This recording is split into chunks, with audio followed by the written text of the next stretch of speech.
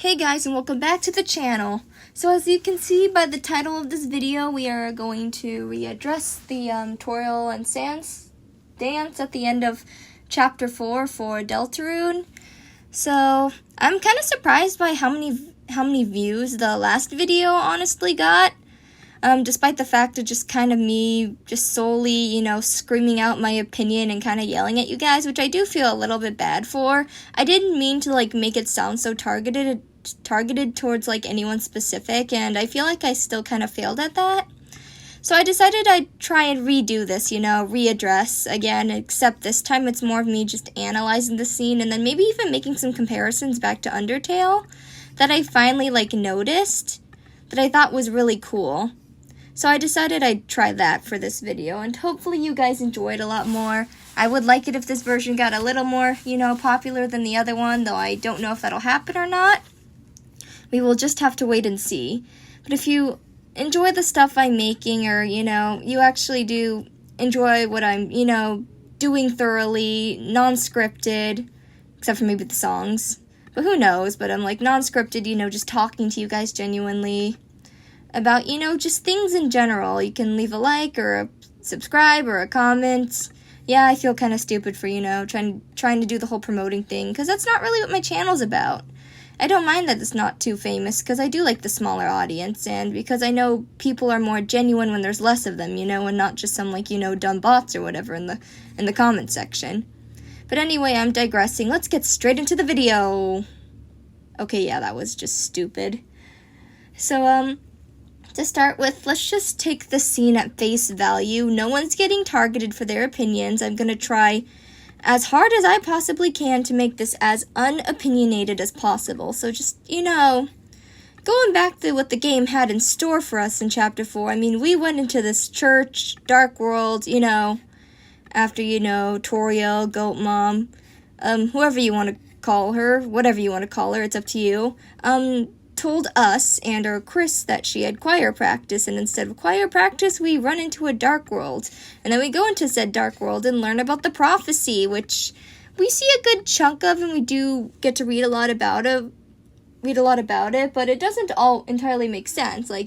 Everything's kind of out of order, and that's really cool. And then you're like, oh, something's going on here. And then, of course, you get hit with, having to battle more enemies. We're dealing with dark titans now, and,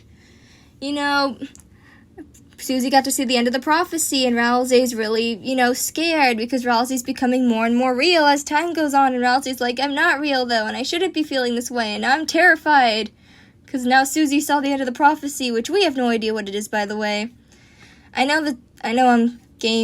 I think it was Game Theory. I'm going to briefly mention them. This is not really a shout-out, but do go subscribe to them if you want. I do recommend them. Anyway, but they made I was surprised to see a Deltarune video from them, but I was excited as well, and they thought Susie was gonna die, and I'm gonna tell you now, I disagree. I don't think Susie is gonna die. However, I think the theory is right, though, that Susie is not the original girl, quote-unquote, per se, they talk in the prophecy. I do think it's Noelle. I realize we are getting a little off track from the actual point of this video. Don't worry, we'll be getting back on that in a second, but that's kind of, I'm going back for a reason. You'll see where this is going.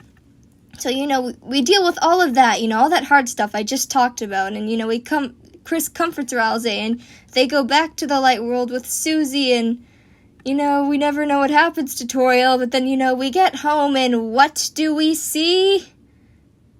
Yeah, that long period of silence tells you a lot. I wish I could actually put the scene right there, but I don't have that kind of editing tool yet or whatever, so you're just going to have to imagine it, or you're just going to have to look it up yourselves. But we see Goat Mom and or Toriel dancing with the funny Bone Man.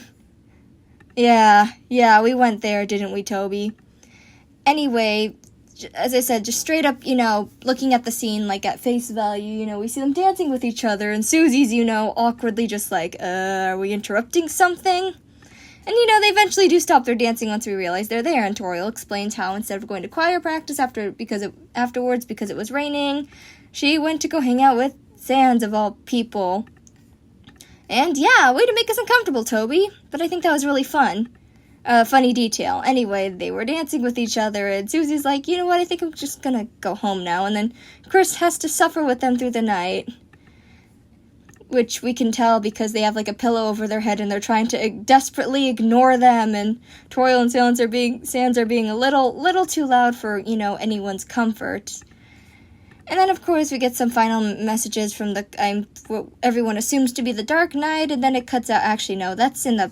Oops, sorry, that's the Snow Gray version. In the non-Snow Gray version, when you're not locked in that run, it's actually Susie being like, hey, we aren't going to let this happen, right? Now, what exactly is she talking about? We don't know, and I think we're going to find that out in Chapter 5. Anyway, as I said, going back through all of that was necessary because that was a face value analysis. Now I want to go into more depth. So what I think is interesting with that scene is that Toriel ran to Sans of all people, and we already know in Undertale that they have that, according to Sans' story with the song, it's raining somewhere, I believe is what it's called, something like that, versus the place where it rained. I think those song choices were great in general, but it's kind of true. It's hard to tell what Undertale Sans was talking about at the time, but assuming the Sanses are the same, Deltarune and Undertale Sans are both the exact same Sans and not two different Sanses together. I know, this is getting complicated. Stay with me here, folks. Assuming they are the same, you know, person,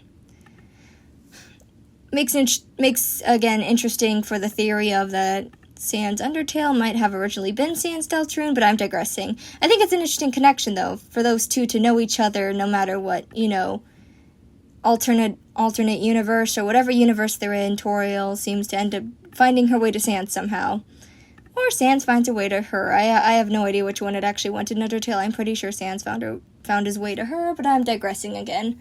But anyway, I thought that was an interesting connection, because in that, you know, that scene, in that dinner scene, Sans tells you, you know, how he talked to her for a bit, and, you know, he only made that promise to keep us safe because of her, and otherwise we'd be dead where we stood. Now, that's an interesting thing in Undertale, and, Deltarune, we don't get really death threatened by him, we get trolled a lot, I think is what I like to call it. We get trolled a lot. Which, again, we don't know if Sans is being serious, if he knows something, or if, again, we just don't have enough information on his character yet in Deltarune, so we can't really say much, but I thought that was an interesting parallel, just the two characters knowing each other in general. Now, I also would like to say that what I thought was an interesting connection were that the characters have the same flaws, they're just more amped up in Deltarune. Easier way to explain this would be comparing Deltarune Toriel to Undertale Toriel. Now, of course, Undertale Toriel has a lot more going on with her. I mean, her quote-unquote ex-husband, or husband Asgore, whatever you want to call him still, just started a war with all of humanity, and then lost that war, and then got everyone trapped down underground, and she's like, no, I don't want to stay with that anymore. Now, a lot of people were mad at Toriel's character for not staying and, like, trying to help her people out, but you do gotta understand, like, she is not there for that, and I personally wouldn't be there either. Like, can you imagine, like, everyone else, like, in the underground, having the belief of, oh, humans are bad, oh, we must kill the humans, and you being the only one not having that belief? Yeah, I can't imagine that going well, and the only reason the monsters got rid of that belief so quickly is because Frisk helped them with, or a protagonist, if you don't want to use their actual name, Frisk helped them with, you know, their own personal problems. And that's why they changed their minds about the human, and, oh, not all humans are bad, we don't have to kill them all. But I don't know if Toriel alone would have been able to convince them of that. I think that would have taken the human themselves to make such a drastic change in their opinions. So I don't think running away was horrible response to it, but I do see, too, that running away from your problems isn't always the answer. And I think that's exactly what she did in Deltarune as well. She doesn't want to talk to Asgore because she's running away from him constantly, not wanting to talk about the divorce or wanting anything to do with him. We see this a lot in Deltarune. So I think that's a parallel right there with that flaw. She runs away from her problems too much because they're either too complicated or she just doesn't want to deal with them in general. And I can't blame her, but again, that is a character flaw. Running away from your problems is a big character flaw. Now, the other one I see too with her as being just a tad bit irresponsible when it comes to human children. And the reason I say specifically human children is because I'm sure she knows that, like, when it comes to, like, monster children, they're much safer, you know, with their own kind, like how a human child would be safer with their own kind as well. Well, here's the thing. She raised her first human child, and that went horrible, and all the other human children she tried to raise, she tried to keep trapped with her. Because she's, just a little bit possessive of, kids and stuff. Not possessive. Well, I guess possessive is the right word. But she's also very overly protecting. That might be the better term for it, overly protecting of them. And we see that in Deltarune too, actually, because, Chris lives with Toriel and not Asgore for a reason, clearly, because Toriel wasn't going to give up Chris to Asgore at all. We could probably imagine the divorce custodies going horribly wrong. But anyway, going back to the topic, not only does Toriel try to keep us trapped there, even when she decides not to keep us trapped, there in Undertale. Sorry, you went back to Undertale, just to let you guys know.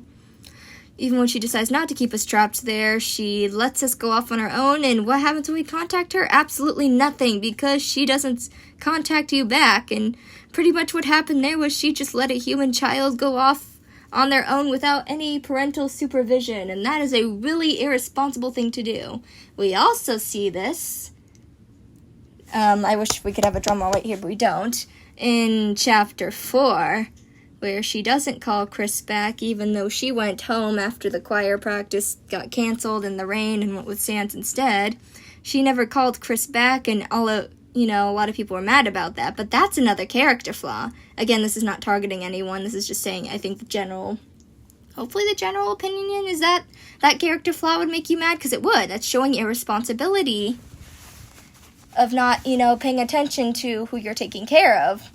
And not with Undertale, Toriel didn't let Frisco parentally, unsupervised throughout the whole entire underground, and in Deltarune it was with Susie to another dark world, though she doesn't know about the dark world, so we can't blame her for that per se.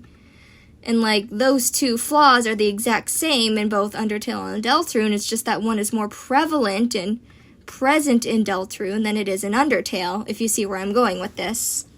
I might hopefully try and write this in the description too if I don't think this video made sense to any of you, but I think those are the two main character flaws we see with Toriel, is a little bit of irresponsibility and then running away from your problems. Those seem to be what are more present in Deltarune than Undertale, but they're the exact same flaws, and I think Toby put those in for a reason. Anyway, now with Sans it's a little more tricky. We could still be seeing maybe the same character flaw of hiding things? ?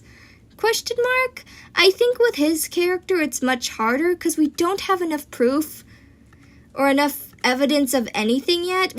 I think the problem is we don't know enough. We know Undertale Sans like a T. We know almost nothing about Deltarune Sans or how he came to be, what he is, really who he is. We do know who he is, but we also don't. Where's Papyrus in all of this? Is Papyrus in that house, and what for, and why? We just don't know Deltarune Sans' motivations, and I think that's the reason why it's so difficult to, truly analyze the scene. But if Toby has already shown us flaws with Toriel, then I don't see why Toby wouldn't have kept them the same with Sans as well. Just, again, in an entirely different way. Anyway, I've been enjoying this video. It's almost over. I do have one more thing I want to cover, and that's that Toby Fox is a slippery little, dog. I would say snail, but that wouldn't be right. He's an annoying dog. That's kind of his purpose. He's gonna put scenes in there in his game like that to probably annoy us. Now, why he put that specific dance scene at the end of Chapter 4, I think he intentionally wanted us to be triggered. He knew that our reactions were all gonna be, angry, a little frustrated, maybe just what? Shocked. And I think Toby Fox did it on purpose, and I think it's going to play a huge role in Chapter 5, especially since we do hear about the Jealous Flower King and the Gearson secret boss fight. I haven't gotten that myself, so I don't know much about it, but I have seen a little bit about it. And yeah, I think Asgore needs a reason to be jealous, and I think Sans is going to be playing that role. Do we have any proof? No, but that's just a theory, a Deltarune theory, and thank you for watching this video. I've had a lot of fun readdressing the Sans and Toriel dance scene. So as I said, you can like or comment down below what you think, and I'll see you on the next one. And just because I have to end it every single time I talk for whatever reason, you all stay determined.